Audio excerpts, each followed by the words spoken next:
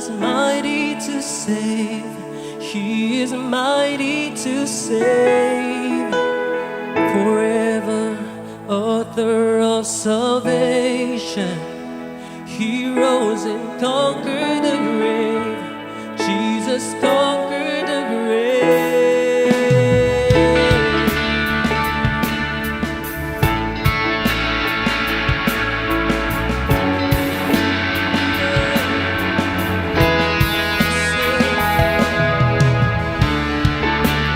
Everyone needs compassion, a love that's never failing. Let mercy fall on me. Everyone needs forgiveness, the kindness of a Savior, the hope of nations. Oh, we say, Savior, He can move the mountain. My God is mighty to save. He is mighty to save. Forever, author of salvation.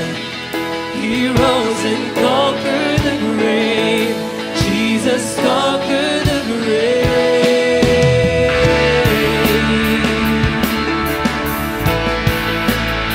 Oh, we sing to you,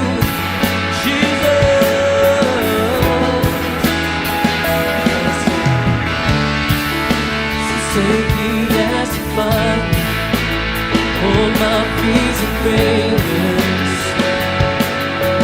feel my life again, give my life to follow everything I believe in. Now I surrender, I surrender. Savior,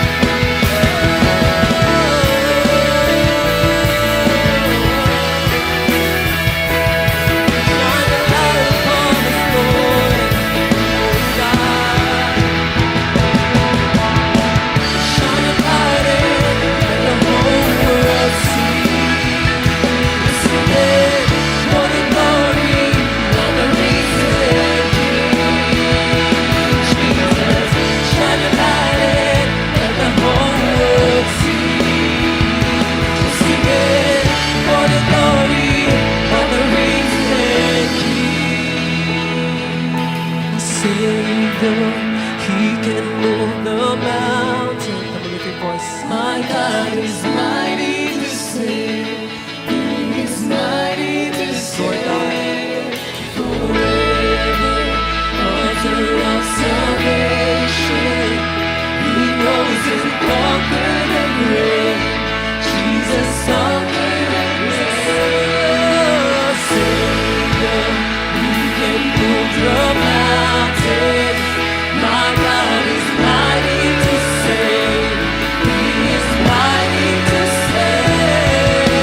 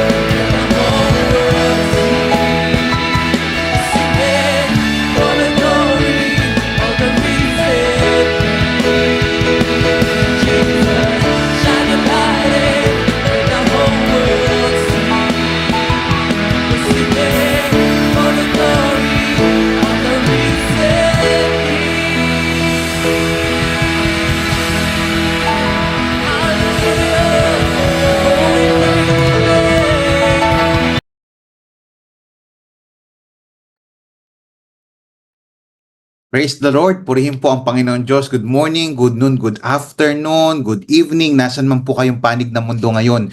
Gusto ko po kayong batiin ng isang mapagpalang araw ng linggo.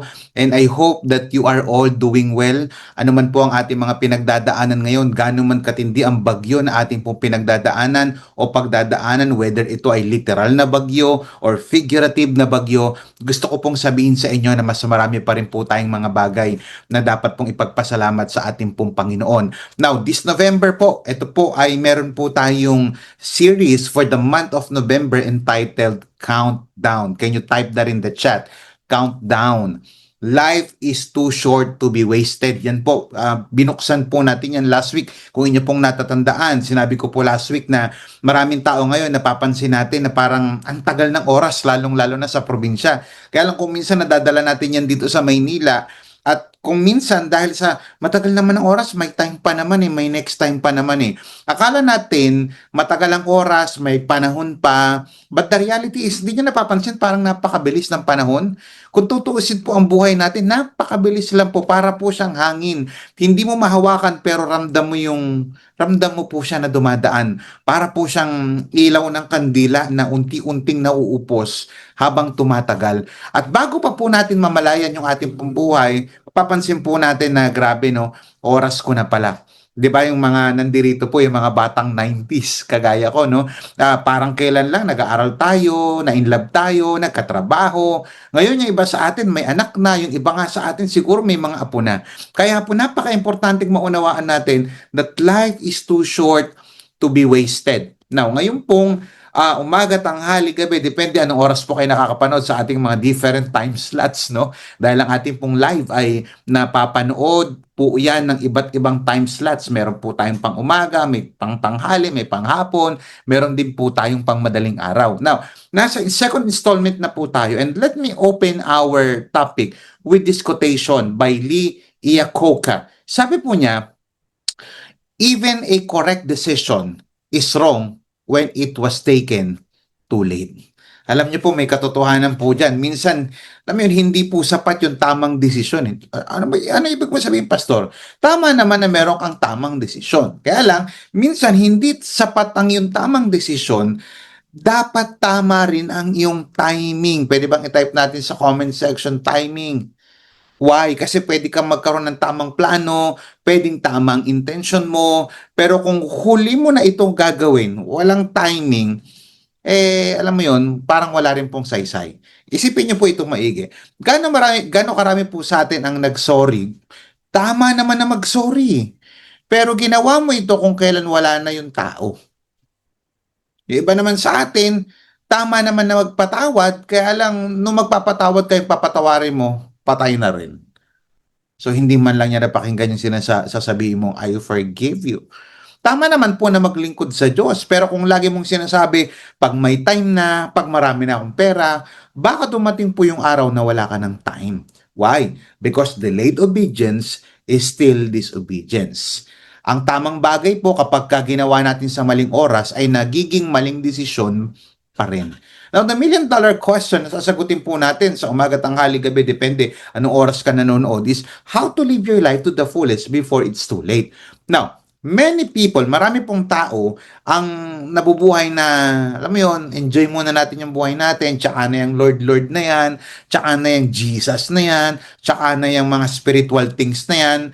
Pero ang Romans chapter 13, which yan po yung pag-uusapan natin, pinakita po that time is really short and now is the moment to live for God. Now, gusto ko pong buksan yung ating pong pag-uusapan sa Romans chapter 13, verses 11 through 14. Babasahin ko po yan and then later on, I'll explain the context. Kung ready na po kayo ngayon sa inyo pong pakikinig sa ating pong second installment, type nyo po sa comment section, I am ready. Come on, type that in the chat, I am ready.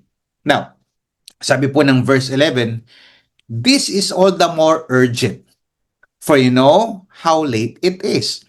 Time is running out. Wake up, for our salvation is nearer now than we first believed. Sabi po ng verse 12, the night is almost gone, the day of salvation will soon be here. So remove your dark deeds like dirty clothes and put on the shining armor of right living. Verse 13, Because we belong to the day, we must live decent lives for all to see. Don't participate in the darkness of wild parties and drunkenness, or in sexual promiscuity and immoral living, or in quarreling and jealousy. Verse 14, instead, clothe yourselves with the presence of the Lord Jesus Christ, and don't let yourself think about ways to indulge your evil desires. Purihin po ang Panginoon Diyos sa pagkakabasa ng kanyang banal at makapangyarihang salita. Ito pong Book of Romans were written by the Apostle Paul.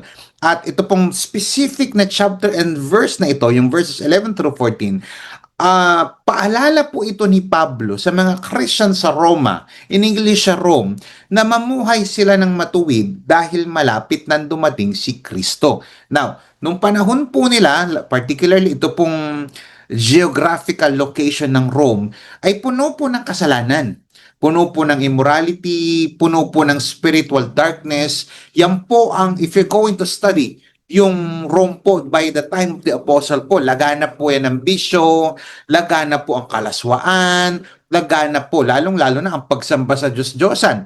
Kaya yung mga Christians nung unang panahon, mga newly converts ito. At batang simbahang ito, mga batang Christian ito. Kaya sinasabi ni Apostle Paul, hinihimok niya, ini-encourage niya, at pinagsasabihan niya yung mga Christian sa Rome na iwan yung mga gawang madilim at isuot nila si Kristo bilang tanda ng bagong buhay. Now, what can we learn from this? Why are you telling that to me, Pastor? Kasi po, ganun din po ang nangyayari sa mundo natin ngayon. We live in a dark world. We live in a fallen world. Ang mundo po natin laganap na ambisyo. Ang mundo po natin ngayon laganap na laganap ang kalasuan at even pagsamba po sa mga Diyos-Diyosan.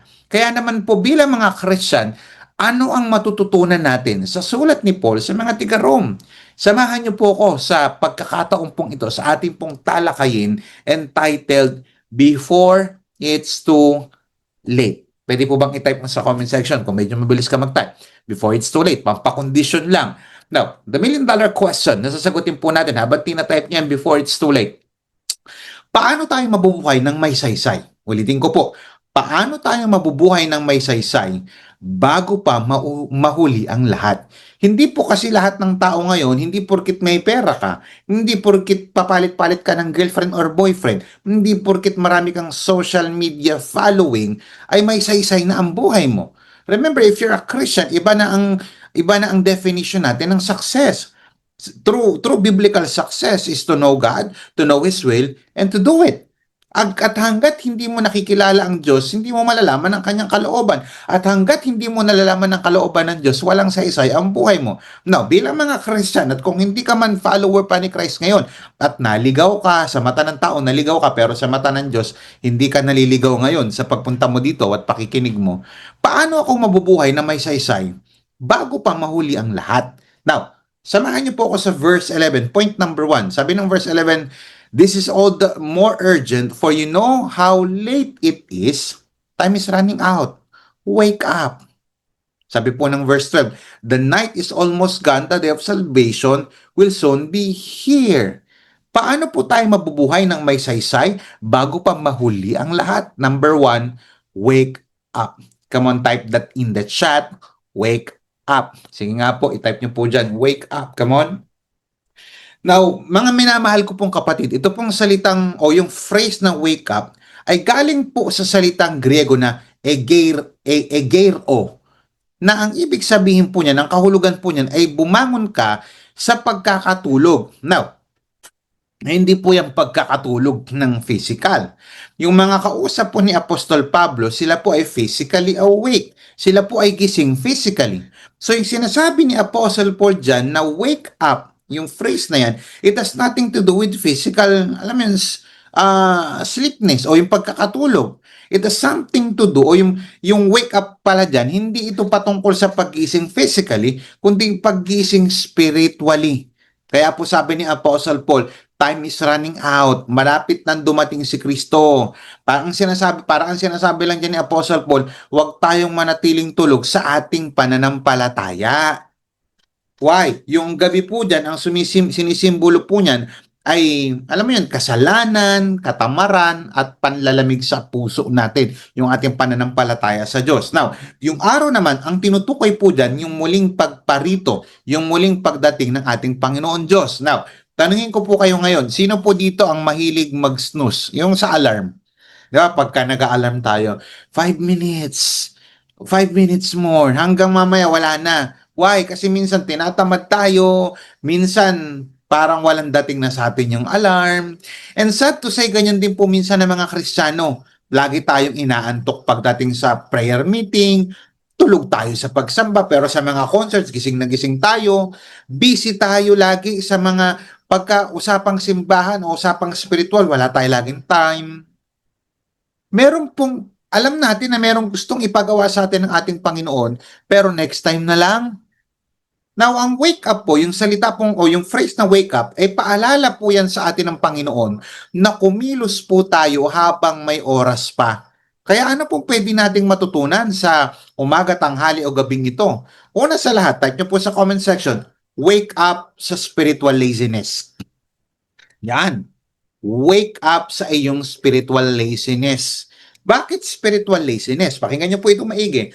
Kasi pwedeng masipag ka physically, pwedeng masipag ka sa trabaho, pwedeng masipag ka sa negosyo, pwedeng masipag ka sa pag-aaral, pero tamad ka sa mga spiritual things. Huwag ganon. Marami sa atin, doon nga sa isa kong content sa aking vlog, no? Sabi ko, yung nagpipray ka na, Lord, I want to know you more, pero hindi ka nagbabasa ng Bible, wag ganun. Hindi mo kinakailangan ng sobrang bonggang, alam mo yun, umulan pa ng apoy o kumidlat para lang magbasa ka ng Bible. Yung simpleng disiplina, mga kapatid, malaking tulong yan. Kaya wake up, type mo nga sa comment section, wake up. Gumising ka na sa yung spiritual laziness. Why? Kasi pwedeng masipag ka financially, pwedeng masipag ka sa school, pwedeng masipag ka sa trabaho, pero tamad ka spiritually. Ayaw ng Panginoon ng tamad. Hindi ko sinasabing wag na mag-aral, hindi ko sinasabing wag na magnegosyo. Ang point ni Lord, dapat kung gaano ka kasipag sa trabaho, kung gaano ka kasipag sa pagkakaperahan mo, gaano ka din dapat kasipag sa iyong spiritual life. Wake up from, wake up from spiritual laziness. Isa pa, wake up from wrong priorities. Iba sa atin, inuuna natin yung career, mas inuuna natin yung gadgets, yung social media, kaysa sa relationship natin sa ating Panginoon. Remember, hindi yun ang prinsipyo tinuturo ng Biblia. Sabi po sa Matthew chapter 6 verse 33, seek ye first the kingdom of God and His righteousness, and all these things shall be added unto you. Kaya ano pwede natin matutunan dito? Ibalik mo sa tamang ayos ang priority mo. Seek ye first the kingdom. Wake up sa relational neglect mo. Uy, relational neglect. Ano ibig sabihin yan? Matagal ka nang hindi humihingi ng tawad. Baka merong mga nasaktan ka. Baka pwedeng humingi ka ng sorry. O baka may relationship ka ngayon na may conflict at baka sinasabi sa ni Lord, gumising ka na sa pagiging prideful mo. Magpakumbaba ka at humingi ka ng tawad. Wake up sa calling mo. Matagal nang sinasabi ni Lord sa'yo na maglingkod ka, pero lagi kang may dahilan. It's time to step out. It's time to wake up. Itype ulit sa comment section, wake up. Sabi ni Lord, gumising ka na. Sobrang busy mo, mag-serve ka na sa akin. Magbigay ka na sa akin. Bless na bless ka na.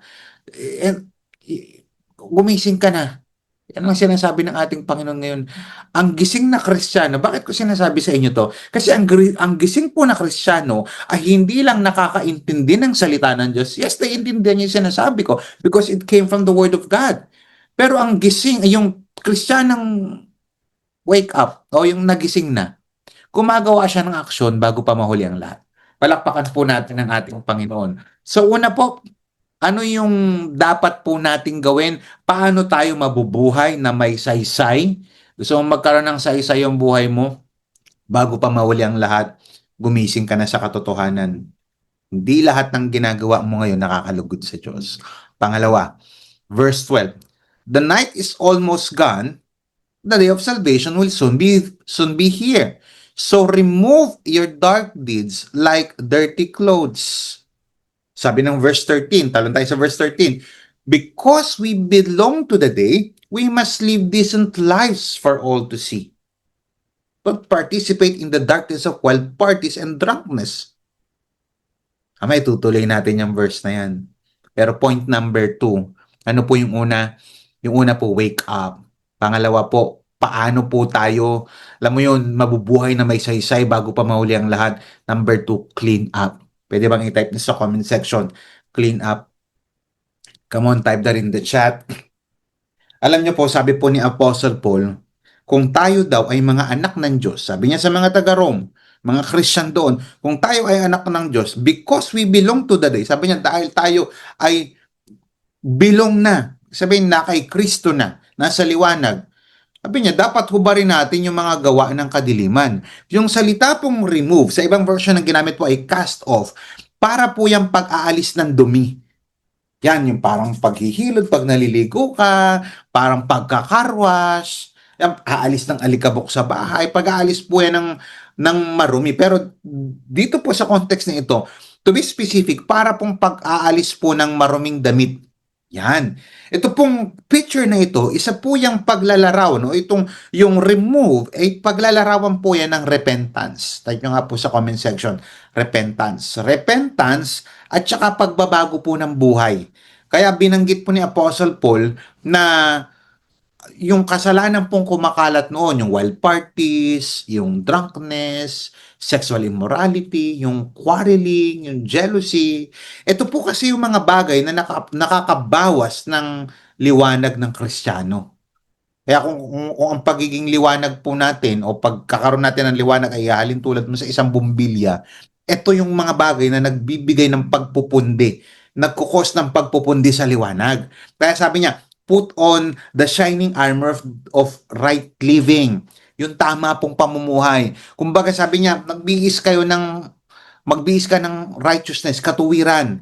Ano pag sinabing God's righteousness o yung buhay na matuwid, buhay po na maayos, disente, at nakikita ng iba yung pagkilos ni Lord sa buhay mo.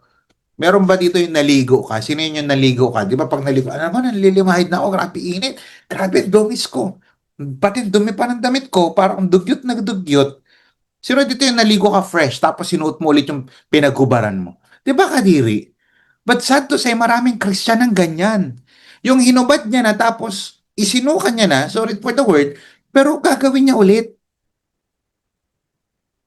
Minsan ganyan po tayong mga Christian yung lumalapit tayo kay Lord pero ayaw natin bitawan yung dati po nating mga kasalanan. Parang sinasabi mo, Lord, gusto kitang, I wanna follow you. Pero Lord, yung secret sin ko, parang gusto ko pa rin itong isabuhay. Hindi pwedeng ganun kasi kung gusto mong mapuno ka ng liwanag, kung gusto mong magliwanag ka, kailangan mong alisin ang kadiliman sa buhay mo. Now, to clean up means, pakinggan niyo po itong maigi, to clean up means, ayusin ang buhay mo sa harapan ng Diyos, inside and out. Ulitin ko, to clean up means, ayusin mo ang buhay mo sa harapan ng Diyos, inside and out. Kasi sa harapan ko, pwede mong pikiin kung sino ka. Pero sa harapan ng Diyos, hindi mo siya pwedeng maluloko. Now, ano yung mga dapat po nating linisin? I-type nyo nga po sa comment section, ano? Ano yung mga dapat nating linisin? Una, we need to clean up our hearts. Clean up your heart. Yan po ibig sabihin yan. Ano yun? Kung meron kang bitterness, yung iba sa atin, ang tagal-tagal na, bitter pa rin. Hindi ko sinasabing hindi valid yung nararamdaman mo. Tama naman yan. Dumadaan tayo minsan sa point na nagkakaroon tayo ng bitterness. Kaya lang, you need to clean up your heart. You need to surrender that bitterness. What's the source of your bitterness? Iba sa atin, yung pride. Tanggalin mo na sa puso yung pride. Why? Kasi the last time na binasa ko ang Bible, yan ang sumira sa buong sangkatauhan. Why? Because si Lucifer, yan ang kanyang ugali, prideful. Kaya nadama yung ating mga ninuno sa Eva at Adan. Sila'y sumuway sa Diyos. Clean up your heart. Ano yung secret sin na tinatago mo? I-confess mo kay Lord. Why? Kasi hanggat tinatago mo yan at hanggat hindi mo inaamin yan, mananatili ka pa rin sa ganyan. And as a child of God, at kung hindi ka man anak pa ng Diyos ngayon, maatin-atin ka pero sinasabi mo hindi, may religion ako pero wala talaga ako relationship kay Lord. You need to be healed. Why? Because healing begins when you stop hiding. Stop hiding. Una, clean up your hearts. Ano pa? Clean up your habits. Alisin mo yung mga bagay na humihila sa'yo papalayo sa Diyos. Ulitin ko, clean up your habits. Ano pa dapat linisin yung mga habits natin? Yung mga habits na humihila sa'yo papalayo sa Diyos. Bigyan ko example, unhealthy relationships. Alam mong mali, tinutuloy mo pa rin. Kaya nahahata ka papalayo sa Diyos. Tandaan mo, lahat ng nakakasama mo, tandaan mo, we are created by God as a relational being. May mga kamag-anak ka, may nanay, tatay, may girlfriend, may boyfriend, may asawa ka. May kaibigan ka. May mga ka-Facebook ka. Tatanungin mo lagi ang sarili mo, ito bang relationship na ito, nilalapit ba ako nito palapit sa Diyos o hinihila ako papalayo sa Kanya? Kung hinihila ka ng relationship na yun papalayo sa Diyos, then start cleaning up your relationship. Linisin mo. Tapos sa comment section, linisin mo. Linisin mo yung relationship mo. Hindi lahat ng relationship. Kung yung relationship na yan ang nagpapalayo sa iyo sa Diyos, hindi sa Diyos yan. Kasi ang relationship na maka-Diyos, inilalapit ka lalo sa Diyos. Tinutulungan ka niya magkaroon ng mabuting asal, mabuting puso, mabuting pag-uugali, yung lalo kang sumasamba sa Diyos, lalo ka nagiging active sa kanya mga gawain. Unhealthy relationships, ano pa, wrong media content. Alam mo na ngang mali yung content, haha ka pa ng haha. Alam mo namang hindi maka-Diyos, go ka pa rin ng go. Ano pa yung mga dapat nating linisin bukod sa unhealthy relationship tsaka yung mga wrong media contents? Lifestyle na hindi pleasing kay Lord. Yan. Clean up your heart, clean up your habits, clean up your speech, ang iyong pananalita. Baka puro ka reklamo, puro ka chismis, ano ba naman yan? Alam mo si ano? Yung lagi kang galit magsalita, yung laging lumalabas sa bibig mo, puro bad words. If you're a Christian, start cleaning up your speech. Paano natin gagawin yan? Practice speaking life. Alam mo, kaya natin yan. Hindi ko sinasabi magpakapeki ka na yun kahit hindi na, kahit hirap na hirap ka na. Pero dapat minsan meron pa rin tayong pag-asang, alam mo, mahirap ang buhay. Mag-speak ka pa rin yes, mahirap ang buhay, pero there is hope in God. Yes, challenging, but there is hope in Jesus. Yes, matindi ang bagyong dumaan at dadaan pa, pero mabuti ang Diyos. Yung mga salita at mga statement that builds your faith, not breaks it.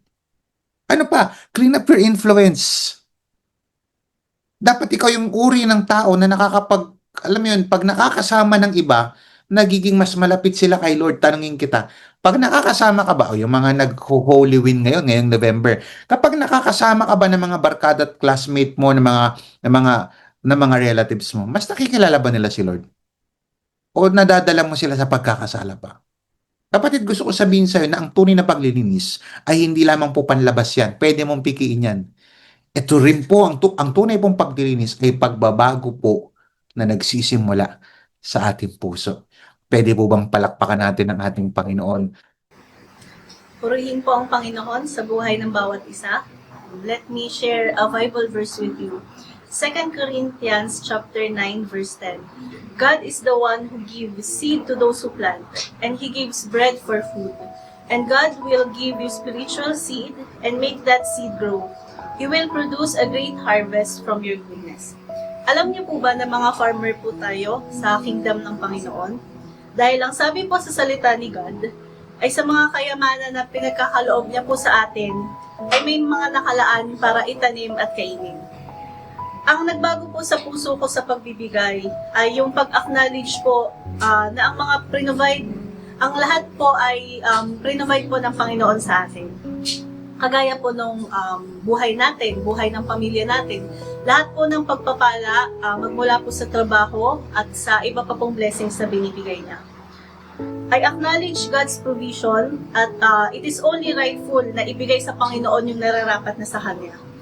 Yung 10% po na para sa tithes, siguro po sa umpisa, parang mabigat po siya para sa akin. Pero dahil binago po ng Panginoon yung puso ko sa pagbibigay, invisible na po siya para sa akin. Iniisip ko po na yung 10% na po yun ay pinadaan na lamang po sa akin ng Panginoon para po sa Kanya. So nagiging way na lamang po ako para sa treasure na yun, na para po sa Panginoon. God provides us seed para po ito ay itanim. At God provides us kung ano po yung natitira para po ating kainin. Tinuruan po ako ng Panginoon na gamitin yung mga pagpapalang ibinibigay niya, yung mga kayamanan po na pinagkakaloob niya sa tama po nitong purpose. At sa paggamit po nito sa tamang purpose, ay lalo po itong nagyayabong at lalo po itong namumunga. At kinagagalak po ni Lord na tayo po ay may puso sa pagbibigay. Our Lord is the God of provision. And with a heart that gives, nakukuha po natin ang peace na hindi po tayo kailanman mauubusan. Dahil may tiwala po tayo sa Panginoon na lagi po nagpo-provide.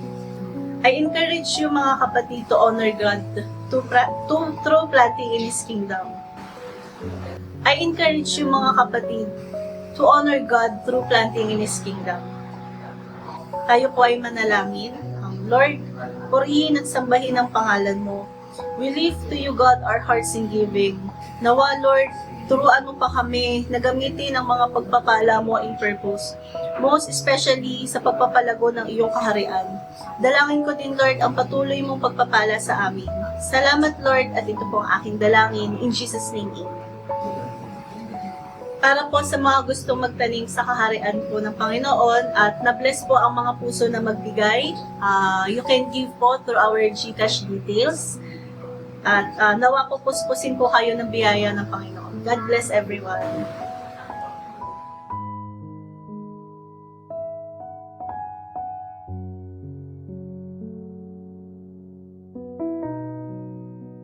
Praise the Lord. Now, napakaganda po ng tanong na sinasagot po natin ngayon sa umaga, tanghali, gabi. Depende ang oras po kayo nakakapanood. Paano tayo mabubuhay na may saysay bago pa mauli ang lahat? Now, punta po tayo sa point number 3. Sabi po ng verse 14, ito po yung last point natin. Ito po yung last verse na pag-uusapan natin. Sabi po ng The Message, dress yourselves in Christ and be up and about. Sa ESV, napakaganda rin po ng pagkakasalin niya. But put on the Lord Jesus Christ and make no provision for the flesh to gratify its desires. Bakit but yung ginamit sa ESV? Kasi may mga previous verses na sinabi, huwag niyong gagawin ito. Yung jealousy, yung wild party, sexual immorality. Kaya sabi niya sa verse 14, but put on. Yun. So kung merong tinanggal, merong nilinis, meron din dapat ipapalit. So, paano tayo na mabubuhay na may saysay bago pa mahuli ang lahat? Una po, importanteng gising ka. Pangalawa, importanteng naglilinis ka. Dahil may nilinis ka, may tinanggal ka, dapat may papalit ka. Lastly, dressed up. I-type nga po natin sa comment section, dress up. Magbihis ka rin. Wag mo lang hubarin yung luma, magpalit ka ng bago. Kaya lang, hindi yung bagong kasamaan, yung bagong kalokohan, kundi yung mga patungkol na po sa ating Panginoong Hesus. Kaya po ang utos ni Paul dyan, isuot si Kristo. Paano yan? Yung balat, tatanggalin ko? Hindi po yan literally na isuot. Figuratively speaking, ang pagsuot po kay Kristo, pagsusuot, sabi po ng verse, dress yourselves in Christ. Hindi po yan literal na si Jesus malamang, no? Ang ibig sabihin po niyan, ito po yung pagpapakita ng buhay na binago ni Kristo. Now, pakinggan niyo po itong maigi. What does it mean to put on Christ? Listen to this very carefully. To put on Christ means identification and transformation. Yan. Ibig sabihin, kakikitaan ka na ikaw ay kabilang kay Christ. May identity ka. Yung bang pag nakita ka palang tas narinig ka, alam ko Christian to. Yan ang ibig sabihin yan. Bakit? Kasi meron kang transformation from the inside out. Kapag sinuot mo si Kristo, mag-iiba kasi yung kilos mo, mag-iiba yung isip mo, mag-iiba na yung kondisyon ng puso mo. You represent Him wherever you go. Now, don't get me wrong. Disclaimer, hindi just because you are a Christian now or a follower of Christ, because you've already surrendered your life to Christ, doesn't mean you are a perfect person. Christians will make mistakes. Yan po yung misconception. Akala ko ba kapag Christian ka na?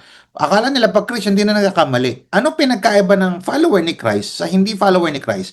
Ano pinagkaiba ng true Christian sa impostor na Christian? Ang tunay na Christian, hindi na nagkakamali. Hindi na sinless, but they sinless. Sabihin, nababawasan.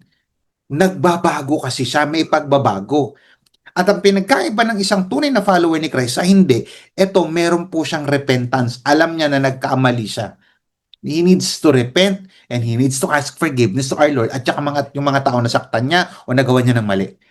Kaya importante yung ating identity. Pakita nga po sa comment section, identity. Why? Kasi, alam, di ba bawat uniform may identity? Bigyan ko example lang. Makikita nyo sa screen, kung makikita nyo man, pero banggitin ko na sa inyo, kapag ka nakaputing uniform mo sa iba blue, tapos may stethoscope, tapos ganyan, parang manggagamot to Yan, either doctor or nurse. Kasi ma-identify mo sila sa uniform. Lalong-lalo na yung ating mga uniform personnel sa ating gobyerno. Pag may kita mo may badge, naka-camouflage, minsan may dalang baril, malamang sa malamang, identified mo siya kasi naka-dress up siya bilang sundalo. O, iba naman, lalong-lalo na yung mga high school at saka mga some universities, minsan may backpack, may dalang libro, tas may ID, nakaputing polo, na, naka-dress up siya bilang student. Ibig sabihin, identified sila na estudyante, identified sila na sundalo, identified sila na nurse or doktor. Ganon din dapat sa buhay Kristiyano natin. Dapat unang tingin pa lang, unang salita na lalabas sa bibig mo, yung laro pa lang ng mata mo, nakikita na si Jesus Christ sa'yo. Hindi dahil suot mong damit na kagalang-galang Hindi ko sinabing wag na maging kagalang-galang. Tama yun, pumorma tayo na maayos, lalong-lalo na pag nasa simbahan, lalong-lalo na kapag ka nasa labas tayo, umayos tayo sa forma natin. Pero hindi lang doon nakikita ang pagiging Christian. I'm not saying na, di pwede pala yung magpakita ko ng kung ano-ano sa katawan ko. Hindi ganoon. Maayos, okay yun. Pero hindi lang doon nakikita ang tunay na Christianity o yung pagiging Christian. Nakikita rin po siya sa ugali, sa salita, and even sa asal mo. Tanungin kita, when people encounter you at work, identified ka bang Christian? When people encounter you sa iyong school, identified ka bang Christian? Ito na lang malupit para in general. When people encounter you online, identified ka bang Christian? Now, if you're really a Christian, they should sense. Iba siya. May liwanag yan. May pag-ibig, may disiplina, may pagpapahalaga. That's what it means to dress up in Christ. Now, hindi punta tayo sa practical application. Bago tayo matapos sa ating pinag-uusapan, isuot mo si Kristo araw-araw. Type mo sa comment section, araw-araw. Hindi lang once a year. Yung iba sa ating Christian lang to, yung mahal na araw. Ay, hindi pala. Pastor, grabe ka naman. Hindi lang ako once a year Christian 3 beses.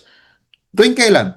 Birthday ko, mahal na araw, tsaka Christmas. Hindi lang dapat ganon. Isuot mo si Kristo araw-araw, hindi lang tuwing Pasko, hindi lang mahal na araw, hindi lang tuwing birthday mo, hindi lang tuwing linggo. Kundi bawat eksena ng buhay mo. Put on compassion. Type mo sa comment section, compassion. Kapag ang paligid mo punong-puno ng panghuhusga, dapat meron kang compassion. Puro judger na nga yung paligid mo, dadagdag ka pa. Put on humility. Kapag ka lahat ng nasa paligid mo puro prideful, put on humility. Put on kindness. Kapag ka lahat ng tao nakakainis na, andun pa rin dapat yung kindness. Put on forgiveness. Kapag ka nasaktan ka, forgive. Put on peace. Sa gitna ng kaguluhan, you need to put on peace. Put on faith. Kapag ka may takot ka o pagdududa, put on faith. Araw-araw, bago ka lumabas ng bahay, tanungin mo ang sarili mo, Lord, suot ko ba ngayon ang karakter mo? Kung hindi, isuot mo, kapatid. In conclusion, mga kapatid, minsan iniisip po natin kasi, may oras pa naman. Tsaka na ako magbabago. Tsaka na ako maglilingkod. Tsaka na ako lalapit kay Lord. I am healthy. I am living my life to the fullest. Pero ang tanong, hanggang kailan mo iisipin yan? Sabi ni Paul sa Romans 13:11, time is running out. Wake up. Why? What am I trying to say? Hindi natin hawak ang buhay natin. At lalong hindi natin hawak ang oras natin dito sa mundo. Maraming taong naghihintay ng tamang panahon para lumapit sa Diyos. Kaya lang dumadating na lang yung araw na wala na palang oras. Maybe some of you here, you've been asleep spiritually. Nakakatulog ka physically, but you've been asleep spiritually. Patagal ka ng tulog. Tulog sa tawag ni Lord at tulog sa purpose mo. Iba naman, you go through motions. Lang, happy lang, masaya lang. But in reality, sa totoo lang, sa loob, empty ka. Maybe some of us are wearing dirty clothes. Figuratively speaking, habits, bitterness, hidden sin, pride. Or maybe you're trying to live for Christ. Pero hindi mo pa talaga isinusuot si Kristo sa puso mo. Yung bang relihiyon lang meron ka pero wala ka pa talagang relationship kay Lord. Friends, now is the time to go back to Christ. Not tomorrow, not next week, not pag okay ka na, not pag nakamag-move on ka na. Now na. Wake up spiritually. Wake up from spiritual sleep. Clean up the things that keep you from God. Dress up in Christ. He loves you. At kung feeling mo ngayon, pagod ka na sa mundo, pagod ka na sa mga paulit-ulit mong pagkakamali, hirap ka na, wala ka ng kapayapaan, come back to Jesus. Matthew 11:28, come to me, all you who are weary and burdened, and I will give you rest. Come back to Jesus before it's too late. Come to Jesus. Because the truth is, life is too short to waste, but it's never too late to return. Kapatid, when you do that, when you do, coming back to Christ, He will clothe you with forgiveness. He will clothe you with peace. He will clothe you. Susuotan ka niya ng purpose. Purpose, peace, and forgiveness that never fades. Let us pray. Close your eyes. Bow your head. If today you've heard God's voice speaking to your heart right now, and you know it's time to wake up, clean up, and dress up in Christ, I invite you to pray this with me. Sabihin mo lang, Panginoong Jesus, salamat po sa panibagong pagkakataon. Inaamin ko minsan naging tulog ako sa tawag mo. Naging abala ako sa sarili kong plano at nakalimot ako sa iyo. Pero ngayon, Panginoon, gising na ako, Lord. Humihingi po ako ng tawad at inilalapit ko po ang puso ko sa inyo. I ask forgiveness. I admit that I'm a sinner. I know that I cannot save myself. Right now, I am putting my faith in your finished work. Nananampalataya po ako sa inyo bilang Panginoon at sariling tagapagligtas. Lininisin mo ako sa lahat ng kasalanan. Lahat ng nagawa ko, Panginoon Diyos, humingi po ako ng tawad. Patawarin mo ako, baguhin mo ako. Tinatanggap po kita ngayon bilang Panginoon at sarili kong tagapagligtas. Lord, isuot mo sa akin ang kabanalan, kapayapaan at pag-ibig na nanggagaling lamang sa inyo. Lord, turuan mo kong mabuhay araw-araw para sa iyo. Mula ngayon, Panginoon Diyos, gusto kong sundan ka bago pa mauli ang lahat. Lord, starting today, I am declaring, you are my peace. You are my salvation, and you are my life. In Jesus' mighty name we pray. Amen and amen. Salamat po sa inyo pong pakikinig. I hope na na-bless po kayo na mensaheng ito.